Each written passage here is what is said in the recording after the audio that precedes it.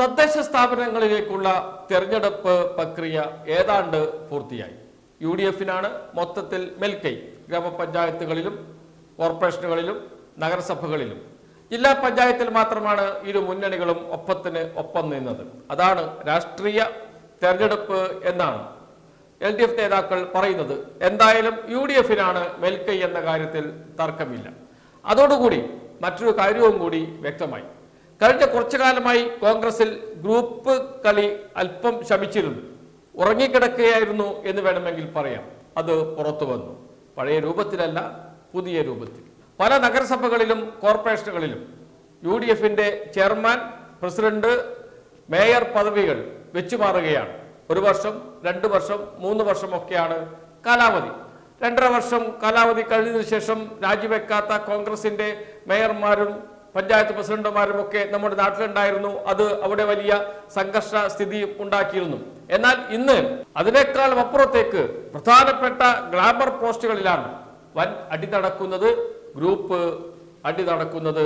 എന്ന് വെച്ചാൽ കേരളത്തിൽ 2 പ്രധാനപ്പെട്ട ഗ്രൂപ്പുകൾ ഉയർന്നു വന്നു എന്ന് തദ്ദേശ സ്ഥാപനങ്ങളിലേക്കുള്ള തെരഞ്ഞെടുപ്പ് നമ്മോട് വിളിച്ചു പറയുന്നുണ്ട്.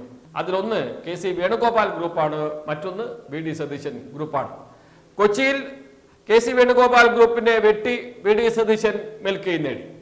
തൃശൂരിൽ KC വേണുഗോപാൽ VD സതീശൻ ഗ്രൂപ്പിനെ വെട്ടി വിജയം നേടി. പരസ്പരം വെട്ടുകയാണ് കേരളത്തിൽ നടന്നത് എന്ന് കോൺഗ്രസ് നേതാക്കൾ തന്നെയാണ് പറയുന്നത്. മറ്റൊന്ന്, മേയർ സ്ഥാനത്തിന് വേണ്ടി ഒഴുകിയത് ലക്ഷങ്ങളാണ്. ലക്ഷങ്ങൾ കൊടുത്ത് മേയർ പദവി വിലക്ക് വാങ്ങി തൃശൂരിൽ ആരോപണം ഉന്നയിക്കുന്നത് കോൺഗ്രസിന്റെ കൗൺസിലർ തന്നെയാണ്, നേതാവ് തന്നെയാണ്. എന്ന് വെച്ചാൽ പണം, ജാതി. അതാണ് കൊച്ചിയിൽ നാം കണ്ടത്. ലത്തീൻ കത്തോലിക്ക സഭ ആദ്യമേ പറഞ്ഞു ചെയർമാൻ സ്ഥാനം ഞങ്ങളുടെ സഭയ്ക്ക് തരണമെന്ന്. വഴങ്ങി UDF. അതോടൊപ്പം മുസ്ലിം ലീഗ് കൊച്ചിയിൽ ഡെപ്യൂട്ടി മേയർ സ്ഥാനം വേണമെന്ന് ആവശ്യപ്പെട്ടു. ആദ്യം കോൺഗ്രസ് വഴങ്ങിയില്ല. അവസാനം 1 വർഷത്തേക്ക് കൊച്ചിയിൽ ഡെപ്യൂട്ടി മേയർ സ്ഥാനം നൽകാം എന്ന് സമ്മതിച്ചു. കൊല്ലത്തും ഡെപ്യൂട്ടി മേയർ സ്ഥാനം ആവശ്യപ്പെട്ടു. ലീഗ് വഴങ്ങിയില്ല, കോൺഗ്രസ് വഴങ്ങിയില്ല. ആ തർക്കം ഇപ്പോഴും അവിടെ തുടരുകയാണ്. എന്തൊക്കെയാണ് ഇതിൽ നിന്ന് മനസ്സിലാകുന്നത്? ജാതി, മതം, ഗ്രൂപ്പ്, പണം, ഈ 4 ഘടകങ്ങൾ തദ്ദേശ സ്ഥാപനങ്ങളുടെ ഭാരവാഹികളെ കണ്ടെത്താനുള്ള പ്രക്രിയയിൽ വലിയ സ്വാധീനം ചെലുത്തി എന്നും അതിൽ ഏറ്റവും കൂടുതൽ സ്വാധീനം ചെലുത്തിയത് ന്യൂനപക്ഷമാണ്, ന്യൂനപക്ഷ സമുദായമാണ്. അതിനപ്പുറത്തേക്ക് ഗ്രൂപ്പും പണവും വലിയ തോതിൽ സമ്മർദ്ദ തന്ത്രങ്ങളായി മാറി എന്നാണ് പുറത്തു വരുന്ന വാർത്തകൾ. ഇനി നിയമസഭ തെരഞ്ഞെടുപ്പ് വരാൻ പോകുന്നു. എന്തായിരിക്കും നിയമസഭ തെരഞ്ഞെടുപ്പിന്റെ ആദ്യഘട്ടം മുതൽ തന്നെ എന്ന് വേണമെങ്കിൽ പറയാം. കാരണം നേരത്തെ തന്നെ സ്ഥാനാർത്ഥിയെ പ്രഖ്യാപിക്കാനുള്ള ശ്രമങ്ങൾ UDF ആരംഭിച്ചിട്ടുണ്ട്. ഉഭയകക്ഷി ചർച്ചയിലേക്ക് കടക്കും, അതിനുശേഷം സ്ഥാനാർത്ഥിയെ പ്രഖ്യാപിക്കും എന്നാണ് അറിയിച്ചിരിക്കുന്നത്. സ്ഥാനാർത്ഥിയെ പ്രഖ്യാപിക്കുമ്പോൾ ഉണ്ടാകുന്ന തർക്കം, KC വേണുഗോപാലിന് മുഖ്യമന്ത്രിയാകണമെങ്കിൽ KC വേണുഗോപാലിനെ പിന്തുണക്കുന്ന കോൺഗ്രസ് MLA മാർ കൂടുതൽ വേണം.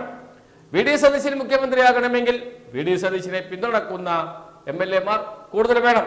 ഇതെല്ലാം കണ്ട് മാറി നിൽക്കുന്ന മറ്റൊരു നേതാവുണ്ട്, രമേശ് ചെന്നിത്തല. മണ്ണും ചാരി നിന്നവൻ പെണ്ണും കൊണ്ടുപോകും എന്ന് പറയുന്നത് പോലെ അവസാനം മുഖ്യമന്ത്രി പദം UDF ജയിച്ചാൽ രമേശ് ചെന്നിത്തല കൊണ്ടുപോകുമോ എന്ന ആശങ്ക VD സതീശനുണ്ട്. പക്ഷേ KC വേണുഗോപാലിനില്ല. KC വേണുഗോപാലിനെ അറിയാം, ഞാൻ തീരുമാനിച്ചാൽ അതേ നടക്കൂ കേരളത്തിലെ കോൺഗ്രസിലെന്ന്. കാരണം ഹൈക്കമാൻഡ് KC വേണുഗോപാലിന്റെ കയ്യിലാണ്.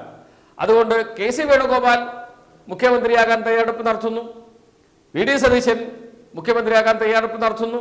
രണ്ടുപേരും അങ്ങോട്ടും ഇങ്ങോട്ടും ഇപ്പോഴേ തദ്ദേശ സ്ഥാപനങ്ങളുടെ ഭാരവാഹികളെ കണ്ടെത്താനുള്ള തെരഞ്ഞെടുപ്പ് ഘട്ടത്തിൽ തന്നെ തമ്മിലടി തുടങ്ങി.